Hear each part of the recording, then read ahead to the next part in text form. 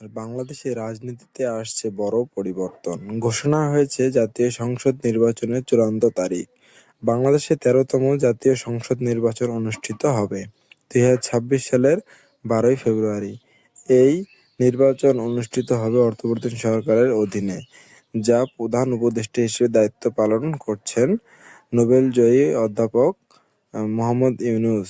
Vote গ্রহণ চলবে সকাল ৭টা ৩০ থেকে বিকাল ৪টা ৩০ পর্যন্ত। নির্বাচন নমিনেশন তফসিল অনুযায়ী মনোনয়নপত্র জমা দেওয়ার শেষ তারিখ ২৯শে ডিসেম্বর ২০২৫। নির্বাচন প্রচার শুরু হবে ২২শে জানুয়ারি ২০২৬ থেকে এবং চলবে ১০শে ফেব্রুয়ারি সকাল পর্যন্ত। উল্লেখিত বিষয় হলো, এই নির্বাচন দিনটি অনুষ্ঠিত হবে একটি জাতীয় গণভোট। এই গণভোট জনগণের মতামত নেওয়া হবে জুলাই সনদ বা রাষ্ট্রীয় সংস্কার স্থাপন নিয়ে।